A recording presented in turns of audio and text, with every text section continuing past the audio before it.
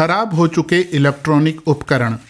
तमिलनाडु के कोयम्बटूर में प्रशांत ओमन कुट्टन के इस प्लांट में बेकार साजो सामान रिसाइकल किया जाता है। प्रशांत बताते हैं कि बहुत सारे लोग अपने पुराने डिवाइस या बैटरी कूड़े कचरे में फेंक देते हैं। इसके नतीजे खतरनाक हो सकते हैं। बहुत सारे लोग खराब बैटरियां अपने कूड़े में ही डाल देते हैं। वे सोचते हैं कि ये तो छोटी सी हैं, लेकिन अगर 1 लाख लोग यही करेंगे तो बैटरियां भी 1 लाख हो जाएंगी।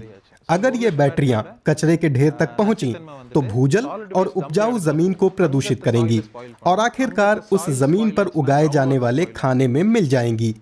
ऐसे उत्पादों को खाना सिर्फ इंसानों के लिए ही नहीं बल्कि किसी मवेशी के लिए भी बहुत ही नुकसानदेह होगा।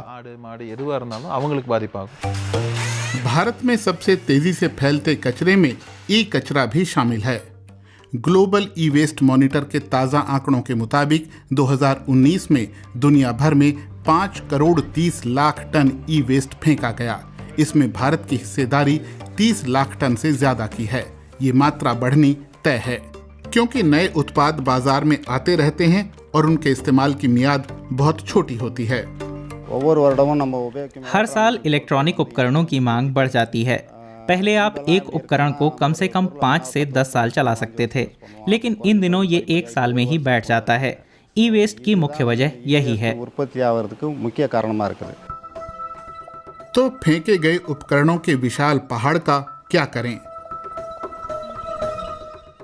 प्रशांत के प्लांट में पहले ई वेस्ट को उसके प्रकार के आधार पर छांटा जाता है। घरेलू उपकरण इलेक्ट्रॉनिक डिवाइसों से अलग किए जाते हैं। दूसरा ग्रुप डेटा प्रोसेसिंग से जुड़ी तमाम डिवाइस छांटता है। फिर डेटा डिस्ट्रक्शन प्रोसेस चलता है। डेस्कटॉप और लैपटॉप में डेटा रहता है। वो डेटा खत्म करना हमारे काम का एक हिस्सा है। कुछ कंप्यूटर फिर से इस्तेमाल के लिए तैयार कर लिए जाते हैं। कंपनी ने पिछले साल 900 टन ई वेस्ट प्रोसेस किया था। प्रशांत रिसाइकल हुए डिवाइसों को खुदरा और थोक विक्रेताओं को बेच देते हैं। सस्टेनेबिलिटी सुनिश्चित करने का एक तरीका है दोबारा इस्तेमाल। मरम्मत के बाद डिवाइस पूरा का पूरा काम आ जाता है। साथ ही उसके अलग अलग हिस्से या इनके भीतर का कच्चा माल भी काम आता है। गोल्ड, सोना, चांदी, प्लैटिनम और पैलेडियम जैसी दुर्लभ धातुओं की भारी मांग है, लेकिन उनकी खुदाई मुश्किल है।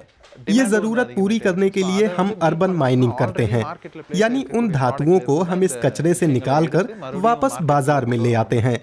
इस प्रक्रिया में हमें नुकसानदायक कचरा भी मिलता है, जैसे लेड, फ्लोरेसेंट लाइटें और CFL। यहाँ तमाम अलग अलग किस्म का कचरा छांटा और हटाया जाता है।